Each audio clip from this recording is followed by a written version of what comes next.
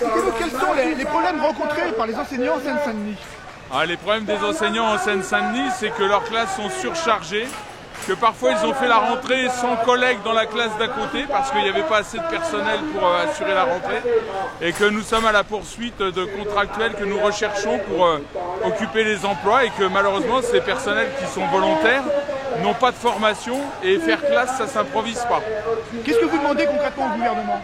Ce qui est marqué sur la banderole, un plan de développement pour le service public d'éducation en Seine-Saint-Denis qui soit négocié avec des emplois qui viennent non seulement pour permettre d'assumer la hausse démographique qu'on a chaque année, mais aussi pour améliorer les conditions de travail des élèves et des enseignants.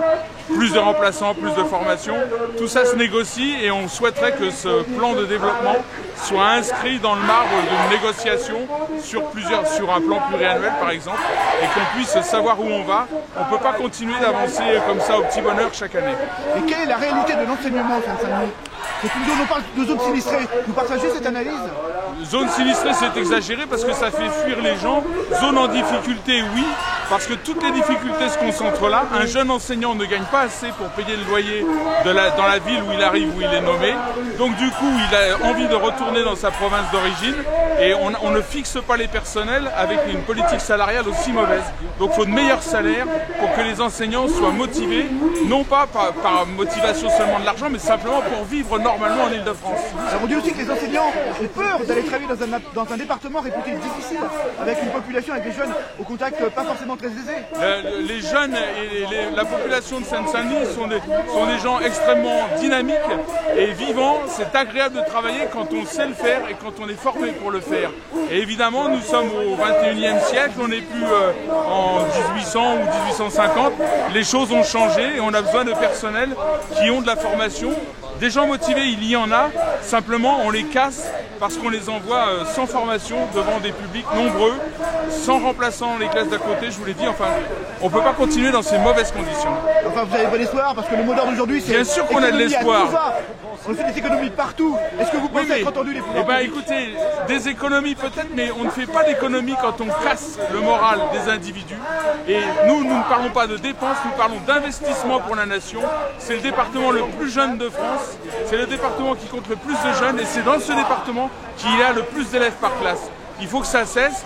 Mais nous, on a bon espoir parce qu'on sait que la population de chez nous, notre population, nous en faisons partie, eh bien c'est une population dynamique qui a envie de réussir.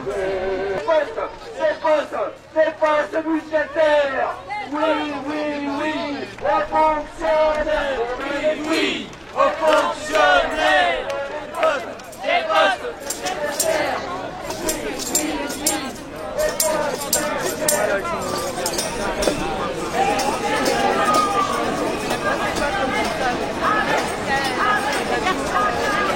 Monsieur, bonjour.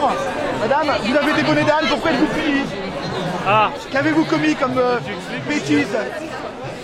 Bonnet d'âne, c'est le nom d'un regroupement de parents à Saint-Denis qui sont en colère parce que leurs enfants n'ont pas d'enseignants attitrés. On leur a mis des remplaçants qui sont des gens qui ne sont pas formés.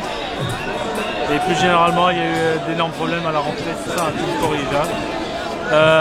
D'énormes problèmes à la rentrée. Il y avait beaucoup d'instituteurs des postes qui n'étaient pas pourvus, etc. Et donc on en a marre que nos enfants pâtissent de cette situation et que notre territoire soit soumis à cette sorte de discrimination en fait. Vous avez l'impression que le département est un peu abandonné du côté de l'éducation? C'est pas une impression, c'est un fait objectif. C'est un fait statistique. C'est pas un sentiment. Pourquoi? Quelle raison l'État a de non, l'État n'a pas de raison, mais sauf que l'État n'a pas vu qu'il y a une progression démographique importante dans ce département, que c'est un département très populaire, donc il y a besoin d'éducation. C'est un territoire qui a énormément besoin d'éducation. Et donc il me semble que l'État devrait mettre au contraire les bouchées doubles au lieu de traiter ça de la manière dont il le traite, c'est-à-dire vraiment à minima, et en n'ayant pas prévu les choses. Voilà. Vous pensez que ça coûte trop cher? L'État fait des économies partout où il peut? Non, à nos yeux, ça coûte pas trop cher. Ça, ce qui coûtera cher, c'est si ces enfants ne sont pas éduqués, les conséquences que ça aura dans quelques années. Ça coûte vraiment pas cher. En fait, c'est un investissement que le pays doit faire auprès de sa jeunesse. Donc c'est pas, ça coûte, la question de l'argent n'est pas du tout. C'est un mauvais calcul si on nous dit que c'est un calcul d'économie de bout de chandelle par rapport aux défis que ça représente et à la nécessité d'avoir une continuité de tous nos territoires. Voilà.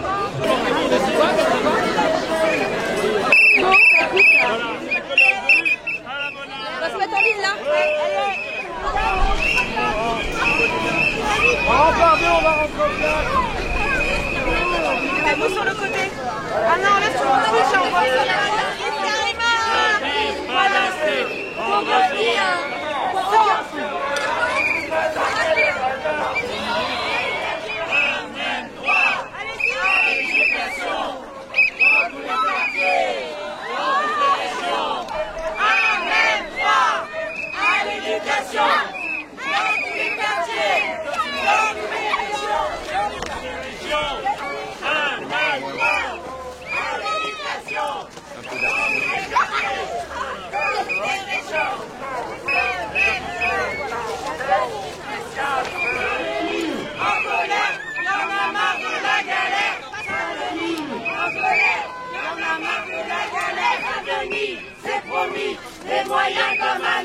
Adjoint au maire en charge de l'enseignement à la ville de Saint-Denis. Alors quel problème vous rencontrez au niveau de l'enseignement, de l'éducation à Saint-Denis?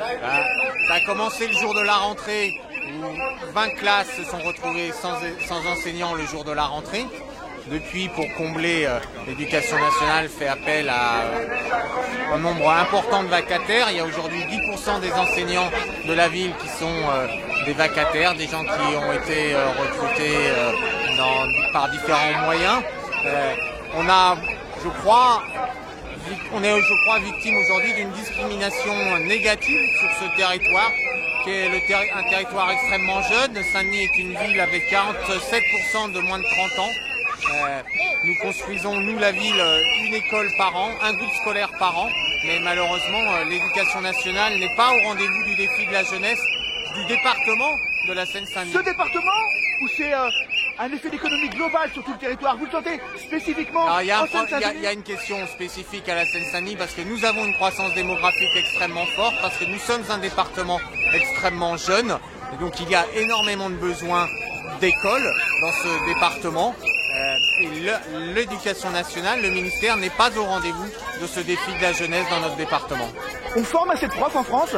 Ou est-ce que les profs qu'on forme n'ont pas envie de venir travailler dans un département réputé difficile? Non, je crois qu'on ne forme pas assez d'enseignants. D'abord, on a arrêté la formation des enseignants pendant un moment. Aujourd'hui, elle reprend, il faut s'en féliciter. Mais on continue à avoir insuffisamment d'enseignants, en particulier dans les départements à forte démographie et dans les départements populaires. Après, c'est la responsabilité de l'éducation nationale que de mettre des enseignants là où il y en a besoin. L'éducation est nationale, c'est dans son titre, c'est la responsabilité du ministère d'assurer qu'il y ait un enseignant devant chaque classe, des enseignants formés devant chaque classe. Après, responsabilité à l'éducation nationale, elle doit l'assumer, elle doit créer les conditions pour que à Saint-Denis, en Seine-Saint-Denis, comme ailleurs, il y ait des enseignants. Si ça nécessite des mesures spécifiques pour la Seine-Saint-Denis, il faut les prendre. Dans ces périodes de disette économique, d'économie généralisée, vous êtes optimiste? Je pense que non. Enfin, on l'a bien vu dans les annonces hier de la ministre. Elle est prise dans un étau qui s'appelle l'austérité. Elle annonce 500 postes pour 5 ans. Le rythme actuel, c'est 450 sur 3 ans. Elle annonce 500 postes sur 3 ans et le rythme actuel, non, elle annonce 500 postes sur 3 ans et au rythme actuel, on est à 450 postes. Elle nous offre, c'est une aumône, là. C'est pas de ça dont nous avons besoin. Mais je crois qu'elle est prise. Elle doit affronter, y compris son ministère, y compris Bercy, qui n'a qu'une seule obsession, c'est l'austérité et la limitation des dépenses publiques. Ça arrive.